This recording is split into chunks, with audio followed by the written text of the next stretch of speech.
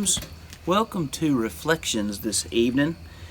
I'm going to read out of Proverbs 10 and verse number 3. Proverbs 10, verse number 3. The Lord will not suffer the soul of the righteous to famish, but he casteth away the substance of the wicked.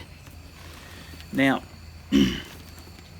one of the things that I've had to learn as a veterinarian, and pretty much everywhere else in my life, is that there are always going to be negative people.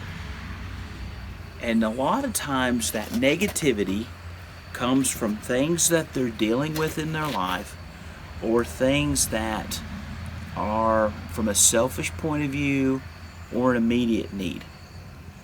But you cannot be everything to everybody all the time. It's totally impossible. And one of the hardest lessons that I've had to learn as a veterinarian is that when you help 50 people in a day, when you've got 50 people that come in, and 49 of them you've helped and you've done a great job for, and you've been a godsend to be able to be in a position to help them, and then you have that one person who things either didn't go right, or they're mad about the bill, or they're mad at you, or you can't help them, you just didn't have enough time, and they curse you, they talk bad about you, they throw a tantrum, they go on Facebook or Google like a bunch of children and put reviews and air out all their laundry and stuff like that.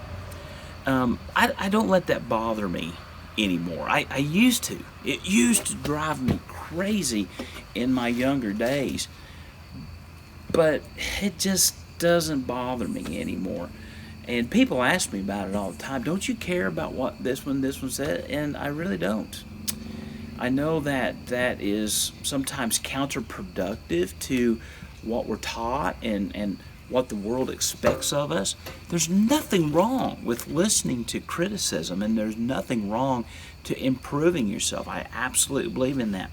But you can't dwell upon the negative, and God doesn't want you to. I absolutely believe that He has given us the power to overcome. There's always going to be obstacles.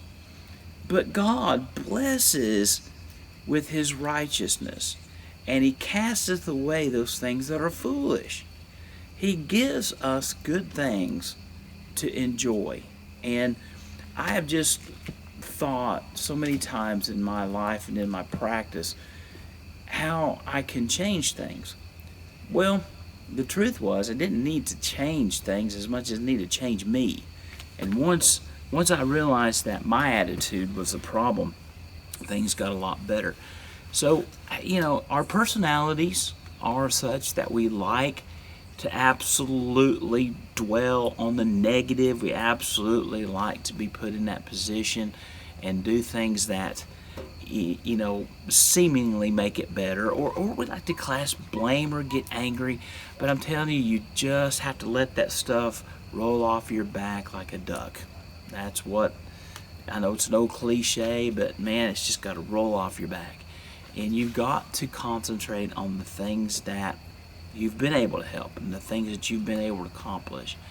If you're always worried, man, I don't have the house up on the hill like this person has, well, you're not really enjoying the house that you have, or the car that you have, or the spouse that you have, or the yard that you have, or the money that you have, or the blessings that you have. So I think a lot of times when we dwell upon, this is philosophy, and you can agree with me or disagree with me, it's okay, but I think a lot of times when we dwell on that negative, number one, we're getting really close to one of the commandments that says thou shalt not covet. Okay? Number two, we're kind of getting into that self-pity party. And number three, we're letting Satan pick on us just a little bit. So remember that God loves you, and may you have a very blessed day.